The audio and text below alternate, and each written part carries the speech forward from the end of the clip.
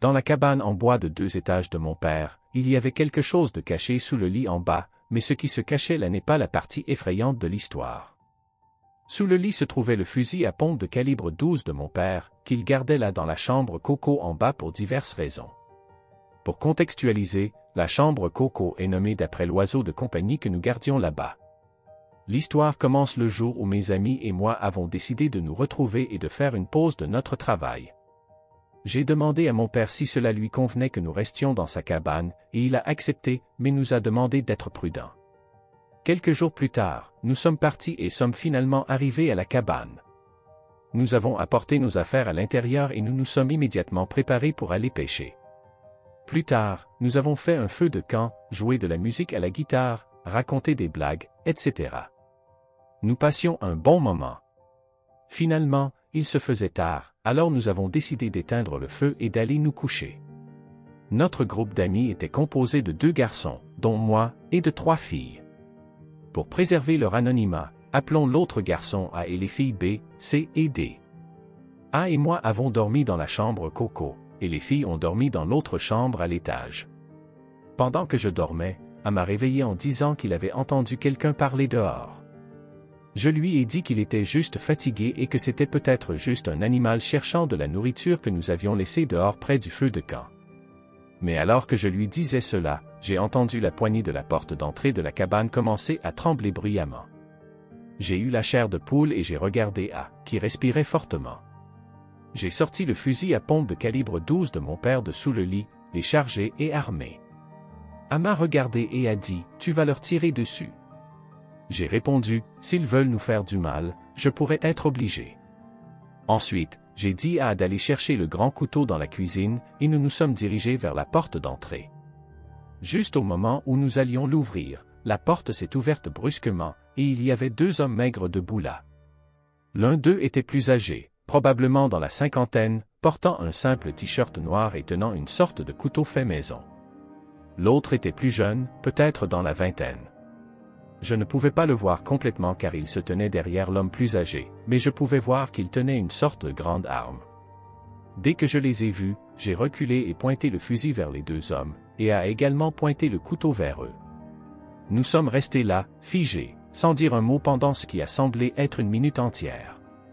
Alors j'ai parlé et leur ai dit « Foutez le camp ou je vous fais sauter la cervelle ». Ils ont paniqué et ont couru dans les bois.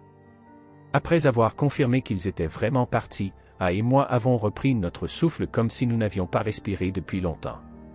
J'ai dit à A d'aller vérifier si les filles allaient bien, et j'ai décidé de sortir, toujours en tenant le fusil à pompe de mon père, pour faire le tour de la cabane. Ensuite, je suis rentré. Et j'ai dit à A que je n'avais rien vu, et il m'a dit que les filles dormaient encore. Un peu choqué, j'ai dit « Waouh, après tout ce remue-ménage, elles dorment encore ». A et moi avons décidé de raconter aux filles ce qui s'était passé quand elles se réveilleraient le matin. Peut-être à cause de l'adrénaline et de la peur, je n'ai pas fermé l'œil de la nuit. Quand les filles se sont réveillées, nous leur avons raconté ce qui s'était passé, et naturellement, elles étaient choquées et effrayées.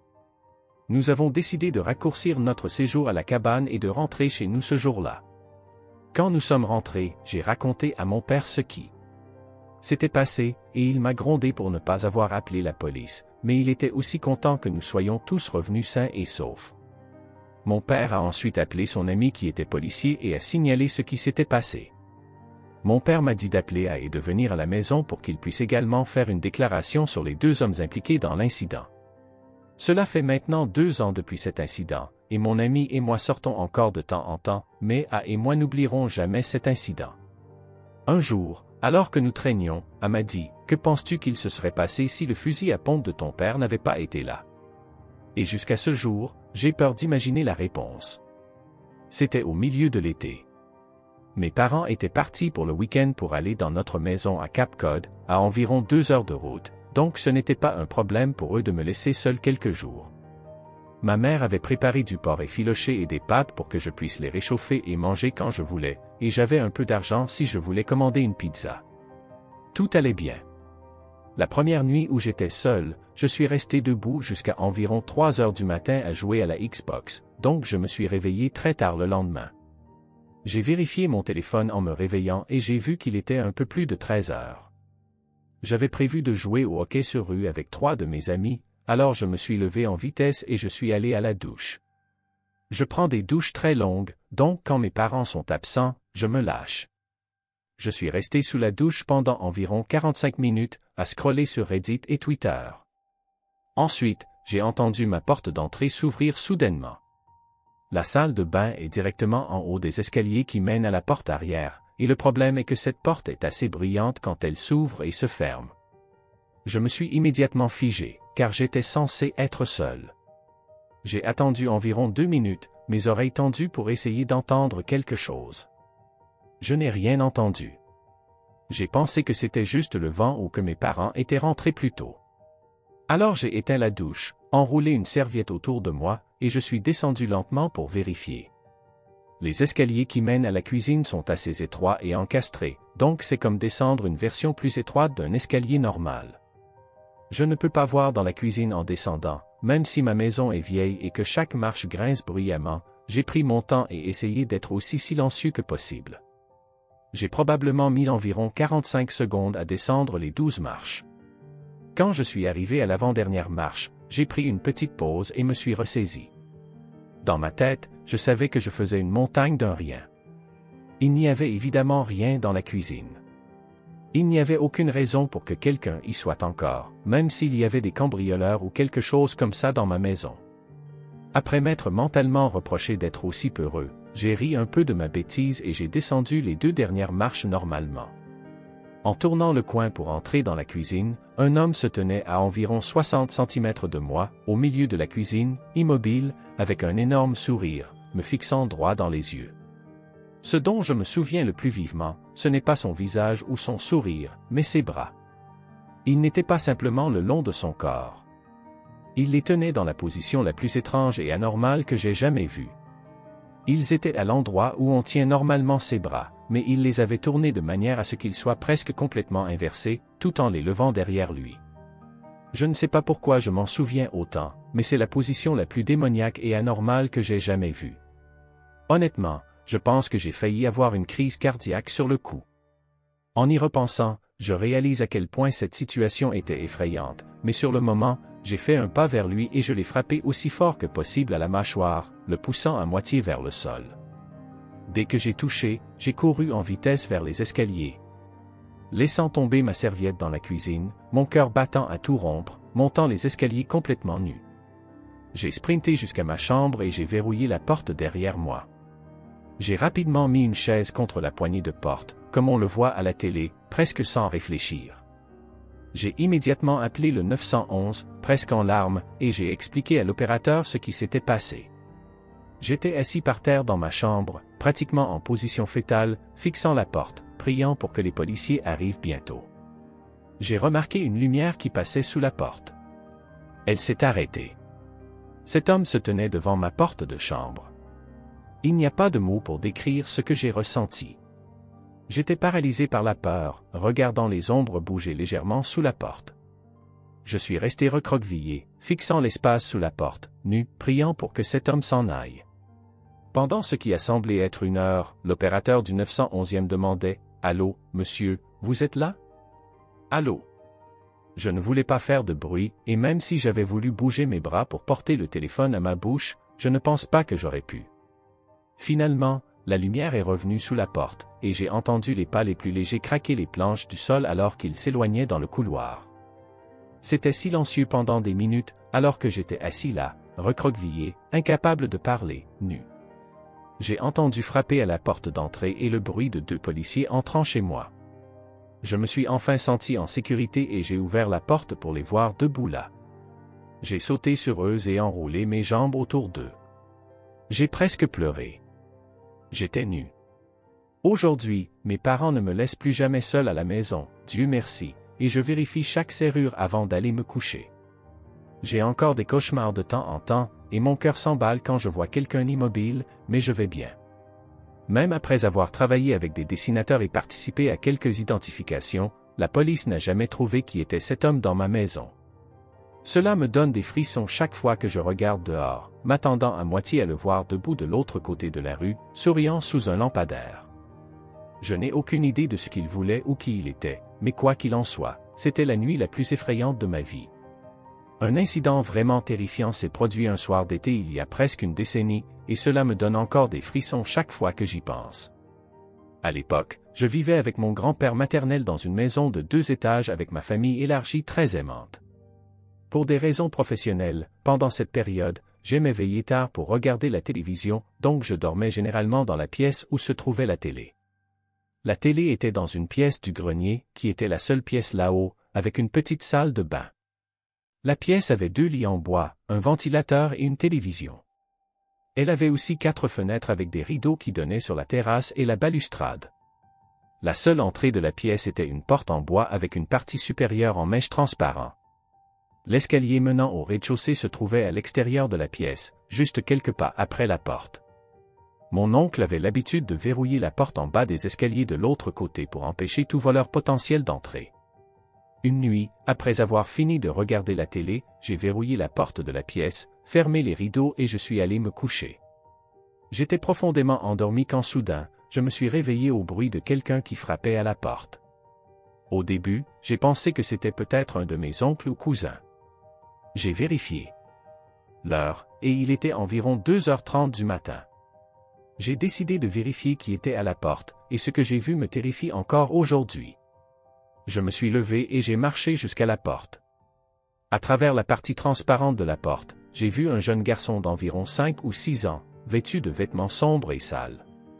Je ne pouvais pas voir son visage parce qu'il s'est détourné dès que je me suis levé. Avant que je puisse comprendre ce qui se passait, il a couru vers la rampe de l'escalier et a sauté brusquement, disparaissant en un instant. Ce n'était pas un être humain. Après avoir réalisé ce que je venais de voir, la peur m'a submergé et j'ai commencé à pleurer. J'étais trop effrayé pour faire quoi que ce soit d'autre, alors je suis rapidement retourné au lit et j'ai commencé à réciter des prières. Mes oncles sont venus vérifier si j'allais bien. Je tremblais et j'avais une forte fièvre. Je leur ai raconté ce qui s'était passé, mais personne ne m'a cru. Ils ont essayé de me convaincre que tout était dans ma tête, mais même aujourd'hui, je crois toujours que ce que j'ai vu était réel. Après ce jour, j'ai commencé à dormir en bas, et finalement, j'ai déménagé de cette maison. Cet incident s'est produit un jour de pluie quand j'étais en 3e année, et en général, quand j'étais enfant, je ne croyais pas vraiment aux fantômes et à ce genre de choses. Ce jour-là, je venais de rentrer de l'école et j'avais décidé de finir tous mes devoirs avant de regarder la télé et de jouer sur ma Nintendo DS. Après avoir fini mes devoirs, j'ai jeté un coup d'œil dans la cuisine pour voir si ma mère était rentrée. « Maman, tu peux allumer la télé ?» ai-je demandé en la voyant préparer le dîner. « Bien sûr » a-t-elle répondu. Elle est allée dans le salon et a allumé la télé pour moi, puis est retournée dans la cuisine pour continuer à préparer le dîner. Je jouais sur ma Nintendo DS pendant que la télé était allumée en fond. Je m'amusais à jouer à Mario et Sonic aux Jeux Olympiques quand soudain, j'ai vu une silhouette sombre et grande dans mon champ de vision périphérique. J'étais trop concentré sur le jeu jusqu'à ce que je remarque que la silhouette se déplaçait lentement vers moi. J'ai arrêté de jouer et je l'ai regardée, mais je n'ai pas bougé la tête pour ne pas montrer que je la regardais. Elle portait une chemise à manches longues et un pantalon noir. Je n'avais pas peur jusqu'à ce que je voie la partie supérieure de son corps. La silhouette n'avait pas de tête. Ce que j'ai vu m'a glacé le sang. J'étais tellement effrayé que je ne pouvais pas bouger. Mon esprit ne fonctionnait plus. Que dois-je faire, me suis-je demandé à plusieurs reprises. Je voulais crier, mais ma bouche semblait collée. Le moment où j'ai tourné la tête pour faire face à la silhouette est un moment que je n'oublierai jamais. La silhouette était courbée et contorsionnée et marchait de manière étrange. Cette image est gravée dans ma mémoire. J'ai fermé les yeux et j'ai prié pour que la silhouette disparaisse. Heureusement, quand j'ai ouvert les yeux, elle avait disparu. J'ai couru vers ma mère en pleurant. Elle m'a demandé ce qui s'était passé, et je lui ai raconté la silhouette terrifiante que j'avais vue. En voyant son expression, ma mère ne semblait pas si surprise. La silhouette que tu as vue était peut-être l'un de nos ancêtres. Il voulait peut-être juste visiter la maison, a-t-elle dit. Encore secoué par ce que j'avais vu, j'ai demandé « Pourquoi n'a-t-il pas de tête ?» « Tu es trop jeune pour connaître toute l'histoire », a-t-elle répondu. Je m'appelle AM. Cet incident m'est arrivé quand j'étais à l'université. J'avais 20 ans et je vivais seul dans mon logement étudiant. C'était une journée ordinaire pour moi. Je venais de finir mes cours et j'avais décidé de m'arrêter au supermarché le plus proche pour acheter quelque chose avant de rentrer chez moi. Alors que je parcourais les rayons, j'ai remarqué un homme aux yeux injectés de sang et aux vêtements déchirés qui me fixait de loin. Son sourire étrange m'a donné des frissons, et je pouvais sentir son regard me suivre dans tout le magasin. J'ai essayé de l'ignorer et j'ai rapidement pris ce dont j'avais besoin avant de me diriger vers la caisse. Alors que je faisais la queue, je pouvais sentir sa présence se rapprocher de plus en plus. C'est alors qu'il s'est penché près de moi et m'a chuchoté quelque chose que je n'ai pas bien compris. Me sentant mal à l'aise, j'ai rapidement payé mes articles et je me suis précipité vers ma voiture dans le parking. Alors que j'allais monter dans la voiture, j'ai entendu des pas derrière moi et je me suis retourné pour voir l'homme du magasin se précipiter vers moi avec un couteau à la main. J'ai réussi à esquiver son attaque et à me précipiter dans ma voiture, verrouillant les portières derrière moi. Il a frappé sur les vitres et a crié des obscénités alors que j'essayais frénétiquement de démarrer la voiture et de m'échapper. Après ce qui a semblé être une éternité, j'ai finalement réussi à m'enfuir et j'ai appelé la police dès que j'étais à une distance sûre. La police a fouillé la zone, mais ils n'ont pas trouvé l'homme. J'étais terrifié et je ne pouvais pas me débarrasser de cette sensation d'être observé. Les jours ont passé et j'ai essayé de passer à autre chose, mais je ne pouvais pas me débarrasser de ce sentiment. Une nuit, alors que j'étais au lit et essayais de dormir, un orage a éclaté. La pluie frappait contre ma fenêtre, et à chaque éclair, ma chambre s'illuminait comme en plein jour. Je me suis réveillé vers 5 ou 6 heures du matin. Surpris par un coup de tonnerre particulièrement fort qui a secoué toute la maison. Alors que j'essayais de me calmer et de me rendormir, j'ai remarqué une ombre étrange sur le mur. Elle avait la forme d'un humain, mais quelque chose semblait anormal. Alors que l'éclair a de nouveau illuminé la pièce, j'ai vu la silhouette d'un homme debout à l'extérieur de ma fenêtre, son visage collé contre la vitre, me regardant. Mon cœur s'est mis à battre la chamade et j'étais paralysé par la terreur. Soudain, je l'ai vu, l'homme du magasin était debout à l'extérieur de ma fenêtre, tenant son couteau et me fixant avec ce même sourire tordu. J'étais paralysé par la peur, incapable de bouger ou de crier, alors qu'il disparaissait à chaque éclair suivant. Je savais que je devais faire quelque chose, alors j'ai bondi du lit et j'ai couru vers la porte d'entrée pour m'assurer qu'elle était verrouillée. Mais il était trop tard. En me retournant, j'ai vu l'homme debout dans mon salon, son sourire tordu encore plus large, pointant son couteau vers moi. J'étais piégé, coincé, sans issue. L'homme fou s'est alors précipité vers moi en criant « Tu es à moi, tu es à moi, tu es à moi !» Je suis tombé au sol, paralysé par la peur, et il s'est jeté sur moi, chuchotant calmement « Je t'ai eu ». Il a ensuite commencé à rire de manière hystérique. Il a commencé à couper mes vêtements avec son couteau. Je ne pouvais pas bouger, sa force me dominait. Juste au moment où je pensais que tout était fini, j'ai entendu un bruit sourd et j'ai vu l'homme tomber au sol. J'ai alors vu mon voisin sur l'homme, le frappant. Il l'a ensuite étranglé jusqu'à ce qu'il perde connaissance. Après avoir vu l'homme inconscient par terre, un sentiment de soulagement m'a envahi. J'ai demandé à mon voisin comment il savait que j'étais en danger. Apparemment, il s'était réveillé à cause de l'orage et était allé dans la cuisine pour prendre de l'eau quand, à travers la fenêtre, il avait vu l'homme rôder autour de l'immeuble où je vivais. Il s'est inquiété, a pris son manteau et est sorti pour le suivre de loin, observant ce qui se passait. Après l'avoir vu entrer dans mon immeuble, il s'est précipité derrière lui et m'a sauvé la vie. J'ai appelé la police, et ils sont arrivés rapidement, arrêtant l'homme et l'emmenant. Ce n'est que plus tard qu'ils m'ont dit qu'il venait d'être libéré après 30 ans de prison pour tentative de meurtre et agression. Toute cette épreuve m'a laissé traumatisé, et je ne pouvais pas me débarrasser de cette sensation d'être observé pendant des mois après. Même maintenant, des années plus tard, j'ai encore des cauchemars à propos de cette nuit et de l'homme qui a failli prendre ma vie. Je ne peux même pas imaginer ce qui serait arrivé si mon voisin n'était pas intervenu à ce moment-là. Salut, c'est Oni. Ce qui suit est quelque chose qui m'est arrivé à l'arcade il y a environ 3 ans. Si je devais résumer ce que je ressens à propos de ce qui s'est passé, je dirais simplement qu'après ce jour, je ne suis jamais retourné à l'arcade. À l'époque, j'allais à l'arcade peut-être une fois tous les quelques mois. Je ne me souviens plus exactement pourquoi j'y suis allé ce jour-là, mais je pense qu'un nouveau jeu était sorti et que je voulais y jouer. Après le travail, je suis allé directement à l'arcade. Une fois sur place, j'ai joué à plusieurs jeux et je m'amusais bien. Finalement, je me suis un peu fatigué et je me suis accroupi dans un coin pour me reposer un moment. Alors que j'étais assis, un homme s'est approché de moi et s'est arrêté. De mon point de vue au sol, il avait l'air ordinaire, mais même aujourd'hui, je me souviens de ce sentiment de malaise dans mon estomac au moment où j'ai levé les yeux et vu son visage. Il m'a demandé, « Tu veux acheter une poupée ?» J'ai demandé de quel genre de poupée il s'agissait. Il a regardé autour de lui et m'a montré son téléphone. Sur l'écran, il y avait une photo de quelque chose qui ressemblait à une vitrine avec des têtes de personnes. Pas de torse, juste des têtes. J'ai eu des frissons. Ça avait l'air si réel que je me suis senti malade, mais bien sûr, j'ai pensé que c'était des poupées, pas de vraies personnes. Il m'a chuchoté, « Si tu es intéressé, envoie-moi un message. » Il m'a donné une petite carte de visite avec son adresse e-mail. Et écrit dessus, « Poupée à vendre ».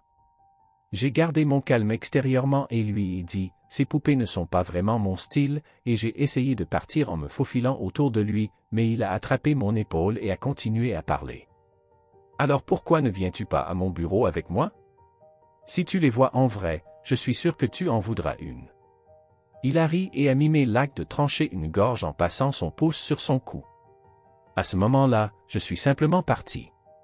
Il m'a regardé partir, puis a quitté le bâtiment, et je suis retourné jouer. Je pense que j'ai joué encore un moment, mais... Un moment après, il était déjà minuit passé, et il n'y avait presque plus personne dans l'arcade.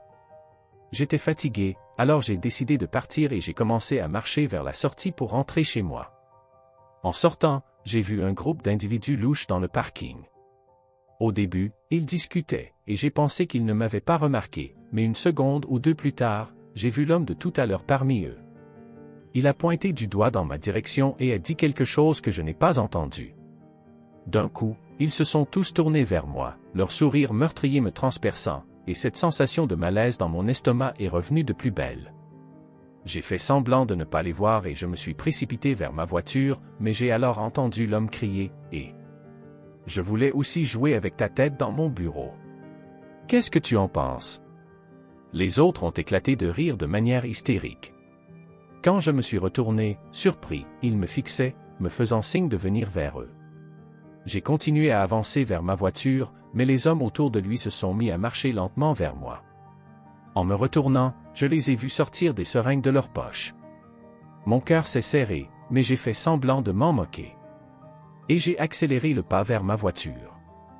Puis ils ont commencé à courir vers moi, essayant clairement de me rattraper. Ensuite, un van a démarré et s'est dirigé vers moi. Les hommes dans le van portaient des tabliers, comme ceux des bouchers. J'ai couru comme un fou à ce moment-là pour monter dans ma voiture. Je suis entré et démarré et appuyé sur l'accélérateur. Alors que je quittais le parking, ils ont arrêté de me poursuivre. Je les ai regardés dans mon rétroviseur. Certains des hommes sont allés vers le van et ont sorti une glacière du coffre. J'étais toujours effrayé, mais j'étais curieux de savoir ce qu'ils faisaient. Alors j'ai garé ma voiture à environ un pâté de maison et je les ai observés avec des jumelles que je garde dans ma voiture pour mes randonnées. Après un moment, ils ont rencontré un autre homme, lui ont donné la glacière, et l'homme leur a remis un sac noir. Ensuite, ils ont sorti une liasse de billets du sac et se sont partagé l'argent. Il était clair qu'il se passait quelque chose d'illicite, mais je ne voulais pas en faire toute une histoire, car j'étais encore terrifié par la manière dont ils m'avaient approché. Après ça, je suis simplement rentré chez moi et j'ai essayé de ne pas trop y penser. À partir de ce jour, je ne suis plus jamais allé près de cette arcade, et heureusement, je n'ai plus jamais revu ces hommes. Mais depuis ce jour, je me demande parfois quelle était la vérité derrière ce que j'ai vu et vécu ce jour-là. La photo que l'homme m'a montrée était-elle réelle? Qu'y avait-il dans cette glacière? Et ce que je me demande le plus, c'est, qu'est-ce qu'il m'aurait fait si je ne m'étais pas échappé? Bonjour, je m'appelle Angie. Je viens d'Albanie et voici une histoire qui m'est arrivée quand j'avais 11 ou 12 ans. C'était l'été et ma famille et moi étions chez mes grands-parents pour le week-end. Il se trouvait que ma tante et ses enfants étaient également là ce week-end-là. Une nuit, vers 22 heures, mes cousins et moi avons décidé de jouer à cache-cache. Il n'a pas fallu longtemps pour trouver tout le monde, sauf ma cousine Edith. Pour contextualiser, derrière la maison de mes grands-parents, il y a un grand mur de chaque côté. Personne n'est censé pouvoir entrer dans la cour par là. La seule entrée est par l'avant de la maison. Mes grands-parents vivent dans une zone rurale, et des activités criminelles y sont souvent signalées. Même avec les murs, nous avions peur, enfants, d'aller trop loin derrière la maison. Nous cherchions tous ensemble Edith quand j'ai vu une main dans les buissons à l'arrière de la maison. J'ai pensé que c'était Edith, mais j'ai trouvé ça bizarre, car la main semblait plutôt grande, et tous mes cousins avaient à peu près mon âge. Mais je n'ai pas vraiment posé de questions. Quand j'ai vu la main, j'ai crié, je sais où est Edith. J'étais assez fier de moi pour l'avoir trouvée, mais un instant plus tard, j'ai entendu Edith se lever et crier, tu m'as trouvé. Elle se cachait en fait dans un buisson à l'avant de la maison. J'étais terrifié, car tout le monde était à l'avant de la maison à ce moment-là. Nous avions tous peur d'aller à l'arrière, alors je ne pouvais pas m'empêcher de penser, qui était là-bas. Mais je n'ai rien dit à personne de ce que j'avais vu. Après ce jeu, notre grand-mère nous a appelés pour rentrer, car il faisait très sombre. Edith, une autre cousine, Sarah, et moi avons dormi ensemble sur un matelas par terre, avec une fenêtre juste au-dessus de nous. Comme tout le monde, nous sommes restés debout tard à discuter. J'ai raconté à mes cousines ce que j'avais vu, mais elles m'ont dit que je mentais et ont continué à parler de choses de filles. Je me suis endormi vers 1h du matin, tout comme mes cousines. Alors que je m'endormais, j'ai entendu des pas inattendus à l'extérieur de la maison. J'ai essayé de les ignorer, mais ils ne s'arrêtaient pas et devenaient de plus en plus forts. Quand j'en ai eu assez, je me suis levé et j'ai regardé par la fenêtre, m'attendant à ce que ce soit mes cousins qui nous faisaient une blague. Mais ce que j'ai vu, c'étaient 2 hommes inconnus. Quand j'ai croisé leurs regards et réalisé ce qui se passait, j'ai crié de toutes mes forces. Les hommes se sont enfuis et tout le monde dans la maison s'est réveillé. J'ai commencé à pleurer et j'ai expliqué ce qui s'était passé à ma mère, mais elle m'a dit que j'avais probablement fait un cauchemar. J'étais tellement frustré que personne ne me croit. À l'adolescence, j'ai oublié cet incident jusqu'à presque 10 ans plus tard, lors d'une réunion de famille chez mes grands-parents. Être là-bas a ravivé ces souvenirs, et en parlant avec mon grand-père, j'ai mentionné en plaisantant les choses effrayantes que j'avais vues cette nuit-là. C'est alors que mon grand-père m'a dit la vérité. Apparemment, à l'époque de l'incident, mon grand-père était impliqué dans des activités illégales et certaines personnes le recherchaient, mais personne dans la famille ne le savait. Aujourd'hui encore, je me demande ce qui serait arrivé si je ne m'étais pas réveillé cette nuit-là. Tout s'est passé un été, lors d'une nuit qui aurait pu être tout à fait normale. Les 2 amis de mon frère dormaient à la maison, alors ma mère et moi avons décidé de commander une pizza pour simplifier le dîner. Nous avons choisi d'aller chercher la pizza dans une chaîne de pizzeria populaire en Arizona appelée Fired Pie. Nous avons décidé de prendre la pizza à emporter et de la manger à la maison, et nous avons emmené les amis de mon frère ainsi que notre chien, un husky nommé Frosty, pour aller chercher la pizza. La raison pour laquelle nous n'avons pas laissé Frosty à la maison était qu'il était encore jeune et très destructeur quand on le laissait seul. Mais il s'est avéré qu'emmener Frosty avec nous signifiait bien plus que simplement éviter d'acheter de nouveaux stores ou chaussures. Quand nous sommes arrivés à Fired Pie, je ne voulais pas sortir de la voiture parce que je me sentais très paresseux, mais ma mère et mon frère ne voulaient pas me laisser seul dans la voiture. Comme Frosty ne pouvait pas entrer dans le restaurant de toute façon, il est resté dans la voiture avec moi, et je les ai convaincus que tout irait bien. L'endroit où nous nous étions garés était très sombre, et j'étais à l'arrière avec Frosty, presque allongé, en train de scroller sur mon téléphone.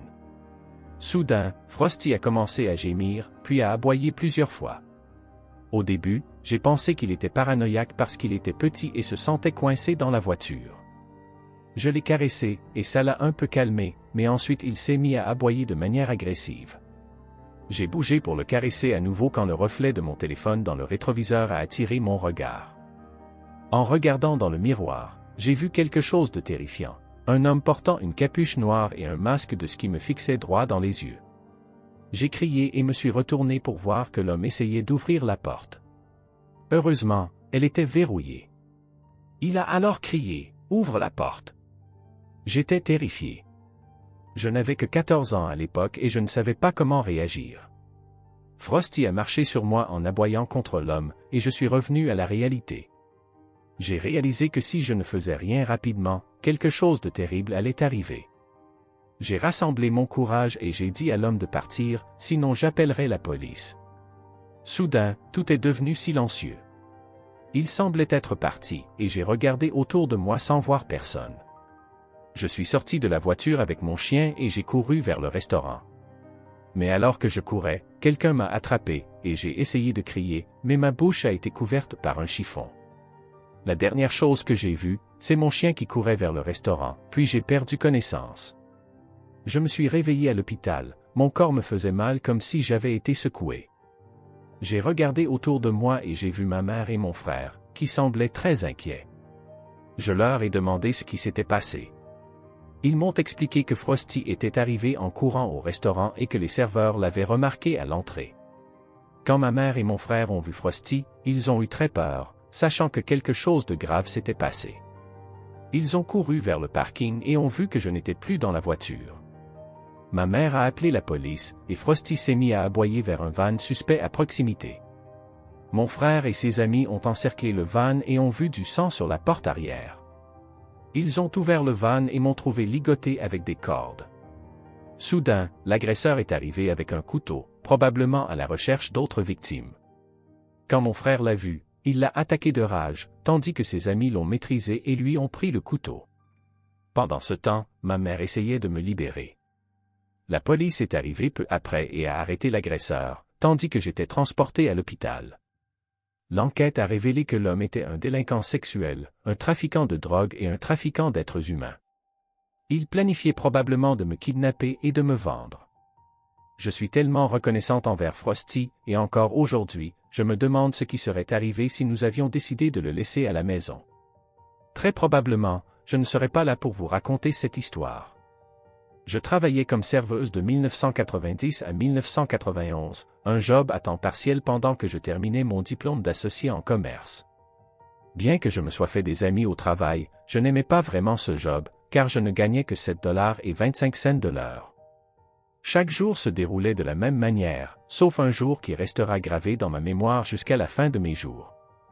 Je travaillais un soir quand j'ai vu un couple poussiéreux accompagné d'une adolescente entrer dans le restaurant. Je les ai installés à une table, et alors qu'ils s'asseyaient, la fille a accidentellement fait tomber sa fourchette. Je l'ai ramassée pour elle, et elle l'a prise de ma main. Elle a saisi ma main assez fermement en prenant la fourchette, mais je n'y ai pas trop pensé sur le moment. Au début, je n'y ai pas trop réfléchi et j'ai continué mon service. Je suis repassé près de la table alors que j'allais chercher la commande d'un autre client, et la fille a encore fait tomber sa fourchette. J'ai pensé que c'était sûrement une coïncidence, et je la lui ai rendue. Elle a de nouveau saisi ma main en prenant la fourchette, mais cette fois, c'était plus ferme. Je suis repassé 2 autres fois près de sa table, et à chaque fois, elle a fait tomber sa fourchette. À chaque fois, je l'ai ramassée pour elle, et elle a serré ma main de plus en plus fort. Après chaque fois, sa prise devenait de plus en plus intense. Maintenant, je savais qu'elle le faisait intentionnellement. Quelque chose n'allait pas, mais c'était difficile à dire sur le moment. Peu de temps après, ils ont fini leur repas et sont tous partis du restaurant. Je suis allé nettoyer la table, et en ramassant l'assiette, j'ai vu une serviette en dessous avec des mots écrits dessus, « Aidez-moi, appelez la police ». Mon esprit s'est mis à tourner à toute vitesse avec des pensées sombres. Cette fille avait-elle été kidnappée? Essayait-elle d'échapper à ses ravisseurs? Qui étaient ces gens avec elle? C'était tellement difficile à comprendre. Toute la semaine, j'ai repensé à cette fille. Je me sentais si mal de ne pas avoir réalisé la situation dans laquelle elle se trouvait. Ça me frappait comme une balle à chaque fois que j'y repensais. J'ai fait un rapprochement troublant, cette fille me semblait si familière. C'est là que j'ai fait le lien. J'ai reconnu cette fille comme étant une personne disparue depuis des années. Ce ne pouvait être qu'Antoinette Sido. Son visage et sa silhouette correspondaient parfaitement à sa description. Chaque nuit avant de dormir, je repense à cette rencontre. Je me sens comme la pire personne au monde. J'aurais dû comprendre ces indices qu'elle était en danger. J'aurais pu mettre fin à sa souffrance, la libérer de ses ravisseurs et la ramener à ses proches. La mère d'Annet, Penny, est décédée en 1999 à cause de problèmes cardiaques et hépatiques. Maintenant que j'y repense, je crois fermement que sa mère avait quelque chose à voir avec sa disparition. Elle avait dû vendre sa fille. Dans chaque interview, elle ne semblait pas inquiète que sa fille ait été enlevée et retenue contre son gré. Ça me rend malade à chaque fois que j'y pense. On ignore toujours où se trouve Annet aujourd'hui. Ce mystère n'a jamais été résolu, bien que les autorités et moi-même croyions qu'elle est décédée. Elle est toujours considérée comme une personne disparue. J'espère vraiment que, où qu'elle soit, Annet a trouvé la paix et qu'elle ne vit plus une vie de souffrance. Ce n'est pas mon histoire, mais celle de mon père. Dans les années 90, mon père étudiait à l'université de Kolkata, tandis que mes grands-parents vivaient dans un autre État. L'appartement où ils vivaient était au 4e étage, avec un balcon séparé du salon par une porte. Le balcon apportait à la fois de la lumière et une brise fraîche, alors mon père laissait souvent la porte du balcon ouverte et s'asseyait sur le canapé pour travailler. Le jour de l'incident, il y a eu une panne d'électricité dans la région à cause d'une tempête. C'était tard, et l'appartement était plongé dans le noir complet. Bien que les étés étaient plus frais à l'époque, il faisait quand même assez chaud, alors mon père a décidé de laisser la porte du balcon et les fenêtres de sa chambre ouvertes pour faire circuler l'air frais. D'habitude, il fermait la porte et les fenêtres chaque nuit avant de dormir, mais il a fait une exception ce soir-là. Il s'est réveillé au milieu de la nuit en sueur. Son instinct lui disait que quelque chose n'allait pas, alors il a essayé de comprendre ce qui l'avait réveillé. Soudain, il a eu envie d'aller aux toilettes. Avec un nœud dans l'estomac, il a quitté sa chambre. Les toilettes étaient assez éloignées de sa chambre, à l'autre bout de l'appartement, et il devait passer par le salon pour y aller. Alors qu'il marchait près du canapé, il a regardé et s'est figé. La porte du balcon était ouverte, et une brise fraîche soufflait, comme il l'espérait. Mais ce qu'il n'espérait pas, c'était de voir des gens assis sur son canapé. Enfin, peut-être pas des gens, mais des choses. Il y avait 3 ou 4 silhouettes assises sur son canapé. Il ne pouvait pas distinguer leur apparence. Elles semblaient se fondre dans les ombres, changeant de forme. Ce qui l'a encore plus effrayé, c'est qu'il sentait qu'elles le regardaient. Elles n'avaient pas d'yeux visibles, mais il sentait leur regard peser sur lui. Il a envisagé de retourner dans sa chambre, mais sa vessie s'y opposait fermement.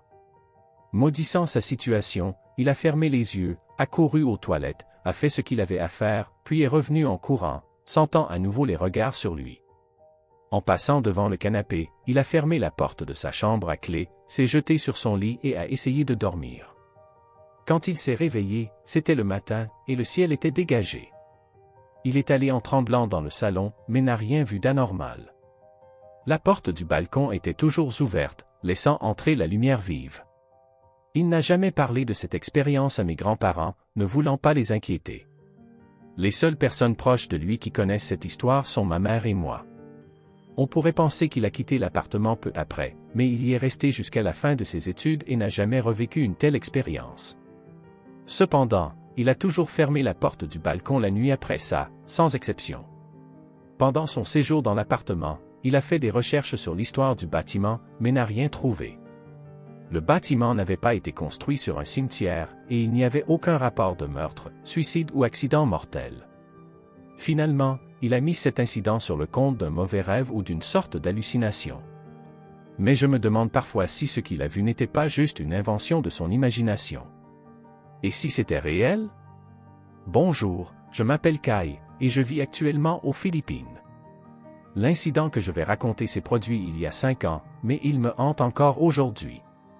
Tout a commencé lorsque je suis parti pour un voyage de 5 jours à Bicol avec mon petit ami et 5 amis. Les 3 premiers jours étaient fantastiques, nous avons exploré diverses îles, visité des sites touristiques, savouré de la glace au piment et même fait du quad pour voir le mont Mayon. Le 4e soir, nous avons visité Albay et sommes restés dans une maison abandonnée d'un de nos amis. L'endroit semblait inoffensif, à part les cafards qui couraient partout quand notre ami a allumé les lumières. La maison était couverte de poussière, étant abandonnée. Pour dormir, nous avons décidé d'installer des lits dans le salon. Une fois les lits prêts, mon petit ami, les 3 autres garçons et moi avons décidé de prendre un verre, tandis que les deux filles étaient déjà endormies dans le salon. Nous passions un bon moment, plongés dans la conversation, quand soudain mon attention a été attirée par une ombre sur le mur. Les ombres ne sont généralement pas si captivantes, mais celle-ci avait quelque chose de particulier. Elle semblait plus sombre que les autres. Intrigué, j'ai poussé mes amis, mais l'ombre est restée immobile. L'un d'eux a demandé « Qu'est-ce qui ne va pas ?» J'ai pointé l'ombre et dit « C'est qui, cette ombre ?» Nous avons tous réalisé que cette ombre n'appartenait à aucun de nous, et nous étions stupéfaits. Même en nous levant, l'ombre est restée immobile, et après 30 secondes, elle a simplement disparu. Nous étions tous perplexes. Étions-nous ivres et avions-nous une sorte d'hallucination collective? Mais cela ne pouvait pas être le cas, car l'un d'entre nous n'avait même pas bu, et pourtant il avait vu la même chose. Nous avons décidé de laisser tomber et d'essayer de dormir. Je me suis allongé à côté de mon petit ami, déjà endormi, mais je n'arrivais pas à dormir à cause de ce qui s'était passé. Alors que je me tournais vers lui, j'ai soudainement senti une pichenette dans mon dos. Je me suis retourné et j'ai vu un homme, peut-être dans la trentaine, me sourire. J'étais paralysé par la peur. Je voulais crier, mais je ne pouvais pas. Il était aussi allongé, me regardant. La terreur m'a submergé, et j'ai perdu connaissance. Je me suis réveillé le lendemain matin, mon petit ami me secouant doucement. Il m'a dit de me préparer, sinon nous allions rater le bus. Quand j'ai raconté ce qui m'était arrivé la nuit précédente à mon petit ami et à mes amis, leurs expressions ont trahi leur choc. Ils ont tous dit avoir entendu un rire d'homme toute la nuit. Ils ont dit que le rire était si fort qu'on aurait dit que la personne était dans la même pièce que nous. Cela s'est passé quand j'étais encore agent de recouvrement pour une entreprise de moto. J'étais affecté à une région reculée, mais cette fois, c'était une ville fréquentée par les touristes. Chaque jour, je me levais à 5 heures du matin et conduisais pendant 3 heures pour atteindre la ville où se trouvait notre agence. Ma routine était toujours la même, je rendais visite aux clients, collectais les paiements, leur rappelais les échéances et remettais l'argent au bureau. Je détestais être dans cette agence, surtout parce que le caissier prenait toujours son temps pour faire ses papiers, ce qui me faisait rentrer tard le soir. Conduire une moto la nuit n'est pas quelque chose que l'on apprécie. En plus des insectes qui vous volent au visage, on est souvent ébloui par les phares des autres motards. Un jour, j'ai dû rentrer tard encore une fois parce que le caissier était sorti avec un ami, laissant son travail inachevé. Comme d'habitude, je le détestais chaque fois qu'il faisait ça. Quand il est enfin revenu et a terminé son travail, il m'a remis l'argent que je devais rapporter au siège. Il était déjà 21 heures. J'ai maugréé en moi-même en commençant le long trajet du retour.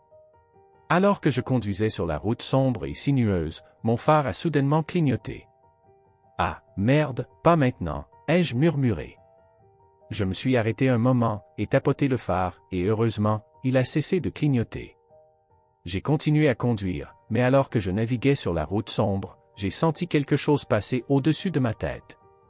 J'ai regardé en haut, mais je n'ai rien vu.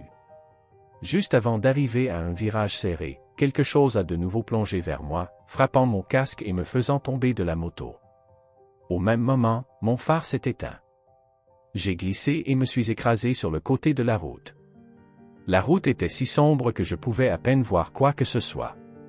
Je me suis relevé, me suis épousseté et me suis assis derrière un arbre, attendant que mes yeux s'habituent à l'obscurité. Grâce à la lumière de la lune, j'ai pu voir ma moto, mais avant que je puisse m'en approcher, un gros oiseau a atterri à côté. L'oiseau était énorme, presque aussi grand que moi. Il sautillait autour de ma moto. J'ai remarqué que mon casque n'était pas loin de l'endroit où j'avais craché. Je suis resté caché derrière l'arbre, essayant de comprendre ce que je voyais. Quel genre d'oiseau est aussi gros et vole? Après la tombée de la nuit? Ce n'était pas un oiseau comme j'en avais jamais vu. Il avait une tête semblable à celle d'un dindon, et ses plumes étaient aussi noires que la nuit elle-même. Alors qu'il s'approchait de mon casque, ma mâchoire s'est décrochée. Il a tendu une main, oui, une main qui semblait sortir de sous son aile. J'ai regardé, terrifié, tandis qu'il ramassait mon casque, pour le laisser tomber quand il a entendu une voiture approcher. L'oiseau s'est envolé juste avant que la voiture ne passe. J'ai saisi l'occasion pour courir vers ma moto. Je l'ai démarré, soulagé que le phare fonctionne à nouveau, et je suis parti en vitesse, laissant mon casque derrière moi.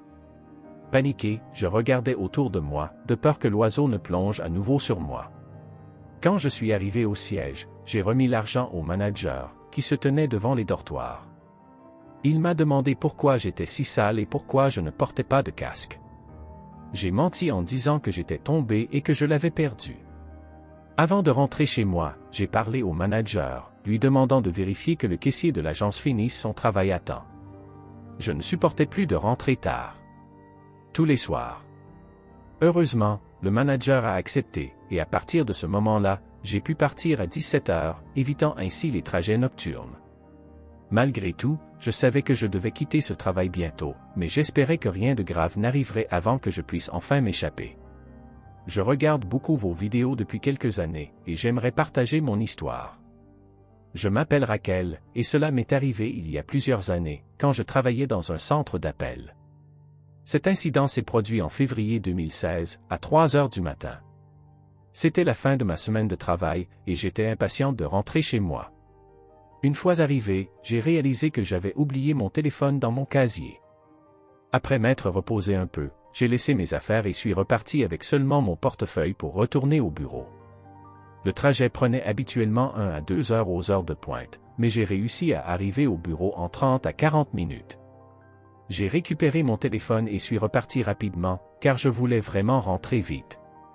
J'ai décidé de prendre un taxi. Après un moment, un taxi s'est arrêté devant moi. La lumière à l'intérieur était très faible, mais je n'y ai pas trop réfléchi. D'habitude, je m'assois à l'avant dans un taxi, mais cette fois, je ne sais pas pourquoi, j'ai pris la place arrière. Le taxi a roulé pendant quelques minutes et je regardais par la fenêtre, essayant d'être à l'aise. J'ai remarqué qu'il ralentissait près du pont sur la rivière Pig. J'ai regardé le chauffeur, il était petit, avec des cheveux noirs bouclés. Soudain, il a arrêté la voiture et a pointé une arme sur moi. « C'est un hold-up », a-t-il dit. Je n'arrivais pas à y croire. « Vous êtes sérieux ?» a été ma réponse immédiate. Il s'est mis à crier et à jurer en pointant l'arme vers moi. J'ai lentement sorti mon téléphone et le lui ai donné. Il l'a arraché et l'a éteint. Je ne savais vraiment pas quoi faire. « Maintenant, donne-moi ton portefeuille », a-t-il crié, toujours en pointant l'arme sur moi. J'ai lentement tendu mon portefeuille, mais mes mains ne voulaient pas lâcher, car il contenait des papiers importants. Ma tête était complètement vide, mais mon corps a agi pour moi. J'ai tiré sur mon portefeuille aussi fort que possible, j'ai ouvert la porte et j'ai essayé de sortir. Il a alors commencé à conduire et à tourner brusquement pour essayer de me ramener à l'intérieur, mais heureusement, ça n'a pas marché. Dès qu'il a arrêté la voiture, j'ai sauté dehors, j'ai couru et j'ai crié à l'aide. Il a hurlé et est parti dans la direction opposée. Je n'ai pas regardé en arrière et j'ai couru aussi vite que possible. J'ai alors vu un couple en train de jogger et j'ai crié à l'aide. Je leur ai raconté ce qui s'était passé, et un policier est arrivé et m'a emmené au poste de police le plus proche.